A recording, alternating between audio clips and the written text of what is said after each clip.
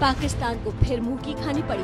पाक फौज का मुंह तोड़ जवाब। भारत की ओर से पाकिस्तान को करारा जवाब दिया जा रहा है। पाक फौज ने मुंह तोड़ जवाब देकर इंडियन फौज का गुरूर खाक में मिला दिया।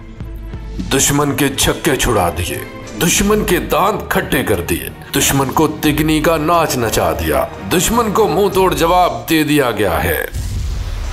पाकिस्तान और हिंदुस्तान 1 अरब 50 करोड़ आबादी वाली 2 एटमी ताकतों के दरमियान 75 सालों से जारी कशीदगी के दौरान आपने ऐसे जुमले तो बहुत से सुने होंगे और इन पर अमली मुजाहिरा भी देखा होगा, मगर 2 मिनट के लिए आप इस जंगज़दा माहौल से निकलकर सोचिए, अगर 2 ममालिक के दरमियान सरहदों पर जारी तनाव खत्म हो जाए तो इसके खित्ते पर क्या असरात होंगे।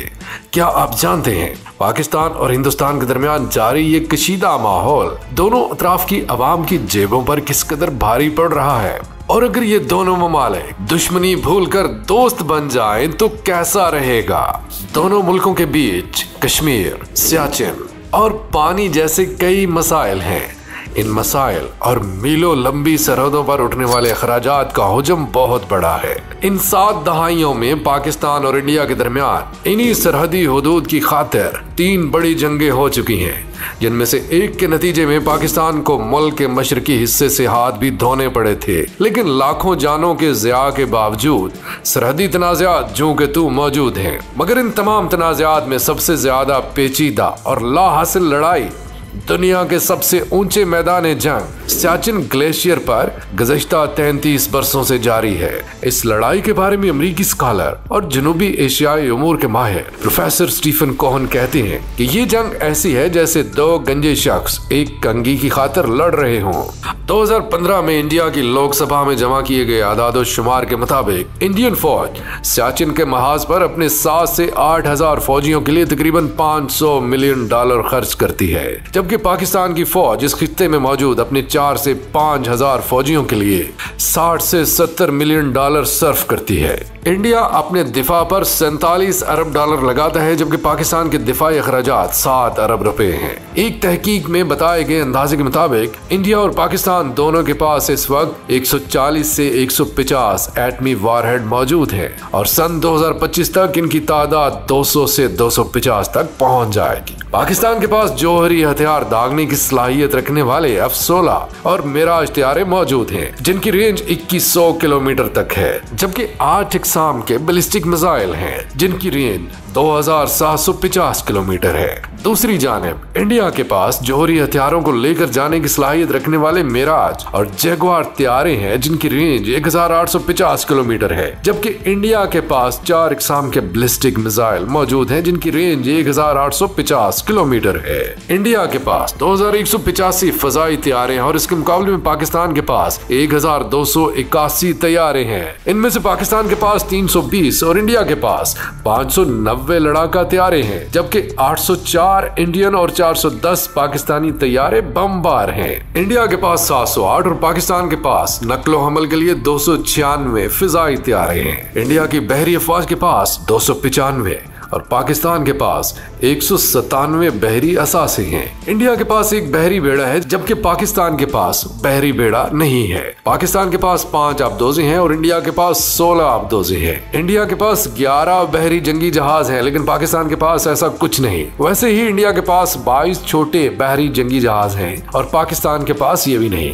इंडिया के पास 139 गश्त करने वाली कश्तियां हैं, जबकि पाकिस्तान के पास 11 ऐसी कश्तियां हैं। दुनिया में बड़ी दिफाई फौजें रखने वाले ममालिक की फहरिस्त में इंडिया का नंबर 4 और पाकिस्तान का 13 है। अगर दोनों ममालिक अपने मसाइल हल करके एक मुश्तरका पावर के तौर पर सामने आते हैं तो दुनिया की बड़ी दिफाई फौज रखने वाले मुल्क चीन से आगे होंगे, पहले और दूसरी सुपर पावर अमेरिका और रूस के मुकाबले पर। इस वक्त चीन की कुल आबादी 1 अरब 38 करोड़ है, जबकि पाकिस्तान और हिंदुस्तान की कुल आबादी 1 अरब 55 करोड़ से बढ़ जाएगी। इस तरह ये दुनिया की सबसे बड़ी आबादी वाला मुल्क कहलाएगा।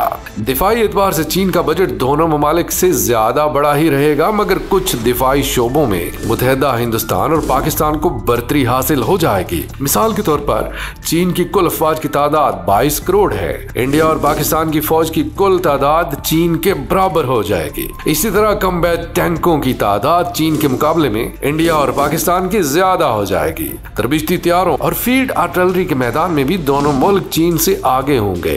दिफाई एतबार से कुछ अहम पोजीशन पर भी बर्तरी हासिल हो जाएगी। अगर दोनों ममालिक अपने सरहदी तनाज़ात खत्म करके तिजारत की तरफ तवज्जो दें तो खित्ते के अवाम की मुआशी जिंदगियों पर हैरत अंगेज नताइज मुरत्तब होंगे। कॉन्फेडरेशन ऑफ इंडियन इंडस्ट्रीज की एक तहकीक के मुताबिक 2019-20 में दोनों ममालिक की तिजारत का कुल हुज्म सिर्फ $2.6 बिलियन था, जो इंतहाई कम है। पाकिस्तान सिर्फ हिंदुस्तान को वस्त एशियाई रियासतों तक रसाई देकर 30 से 50 बिलियन सालाना कमा सकता है। इसी तरह से इंडिया की दो बड़ी मोटरसाइकिल बनाने वाली कंपनियां अगर पाकिस्तान में अपने प्लांट लगाएं तो 30 से 50 बिलियन का रेवेन्यू हासिल हो सकता है। इसी तरह से सफर और सैरो सियाहत का शोबा 48 बिलियन की इक्तिसादी सरगर्मियां पैदा कर सकता है और इसी शोबे में 1.1 मिलियन नई नौकरियां भी पैदा होंगी। आम अफराद की जिंदगियां मुकम्मल तौर पर न सिर्फ बदल जाएंगी बल्कि लिविंग स्टैंडर्ड यूरोप के शहरियों के बराबर हो सकता है। दुनिया के इस खित्ते में चूंकि कुदरती वसाइल की भरमार है, इसलिए अमन कायम होने से ये खित्ता आने वाले चंद सालों में यूरोपीय यूनियन से आगे निकलने की भरपूर सलाहियत रखता है। पाकिस्तान और हिंदुस्तान में 1 अरब से ज्यादा लोग एक जैसी जुबान बोलते हैं। रहन सहन, कल्चर, यहाँ तक कि खाने भी एक जैसे हैं। दोनों ममालिक अगर मुश्तरका फिल्म साजी करें तो मकामी अफराद को रोजगार मिलेगा। साथ ही बैनुल-अक़वामी दुनिया में चीन, जापान और हॉलीवुड से मुकाबले की फिजा पैदा हो सकती है। हम इनका मुकाबला बेहतर तौर पर कर सकते हैं। ऐसा खित्ता जहाँ दुनिया की मुख्तलिफ सकाफतें आबाद हों, अमन कायम होने से दुनिया के बड़े फिल्मसाज इदारों की तवज्जो हासिल कर सकते हैं और ये खित्ता दुनिया के लिए एक बड़ा एंटरटेनमेंट हब बन सकता है। फिल्मी सनत के साथ जुड़ी एक सनत म्यूजिक इंडस्ट्री को हर तरह का टैलेंट दस्तयाब होगा। म्यूजिक इंडस्ट्री से जुड़े अफराद दुनिया के सामने अपना फन बेहतर तौर से पेश कर सकते हैं। इमेजिन करें कि लता मंगेशकर और नूरजहां एक ही गाने में अपनी परफॉर्मेंस दे रही हैं। क्रिकेट का खेल हिंदुस्तान में मजहब और पाकिस्तान में जुनून की हैसियत रखता है। दोनों मुल्कों ने दुनिया क्रिकेट को अजीम प्लेयर्स दिए। गुज़श्ता 3 दहाइयों में अगर इंडिया के पास सचिन तेंदुलकर, राहुल द्रविड़ और विराट कोहली जैसे अजीम बैट्समैन पैदा हुए तो पाकिस्तान में दुनिया क्रिकेट के अजीम बॉलर्स का गढ़ रहा है। इमरान खान, वसीम अकरम, वकार यूनुस और फिर स्पीड स्टार शोएब अख्तर, जिनके बनाए हुए रिकॉर्ड आज तक कायम है। तस्वर करें अगर एक एंड से कोहली और बाबर ओपनिंग कर रहे हो और बॉलिंग में शाहीन शाह अफरीदी और भुवनेश्वर कुमार बॉलिंग कर रहे हो तो दुनिया की कौन सी टीम इन दोनों के सामने खड़ी हो पाएगी। जैसे पाकिस्तान और हिंदुस्तान में खेले जाने वाले खेल भी सरहद के दोनों जानब खेले जाते हैं और मुश्तरका तौर पर देखे और पसंद किए जाते हैं। क्रिकेट के अलावा हॉकी, कबड्डी, पहलवानी और दीगर कई खेल शामिल हैं। क्रिकेट की सनत तो दोनों मुल्कों को एक बड़ा रेवेन्यू पैदा करने का बायस बन सकती है। इसी तरह दूसरे खेलों में भी मजीद मौके पैदा होने का पोटेंशियल है। इंडिया और पाकिस्तान के दरमियान मुस्तकिल अमन कायम होने से खित्ते पर भी मुस्बत असरात मुरत्तब होंगे। दो बड़े ममालिक अगर एटमी हथियारों की दौड़ से बाहर होते हैं तो खित्ते में ताकत का तवाज़ुन बहाल हो जाएगा। दीगर छोटे ममालिक भी अपनी दिफाई बजट को कम करके इक्तिसादी तरक्की की तरफ मुतवज्जे होंगे, लेकिन ये सब तभी मुमकिन है जब अमन कायम हो। याद रखें, जंगें सिर्फ तबाही लाती हैं, अवाम को एक दूसरे से दूर करती हैं। दोनों मुल्कों की अवाम अगर एक हो जाए तो दोनों मुल्कों की अवाम के बीच में ये जो नफरत का रिश्ता है ये मोहब्बत में बदल सकता है। जदीद दुनिया में तो ये तबाही और भी ज्यादा हौलनाक होगी। ये सब कुछ एक ख्वाब से खुली आंखों से देखा जा सकता है और मुमकिनात में से है। तो ऐसा खूबसूरत ख्वाब जिससे 1 अरब 55 करोड़ इंसानी जिंदगियों में एक मुस्बत तब्दीली वाक़ई हो, क्यों ना इसके लिए कोशिश की जाए।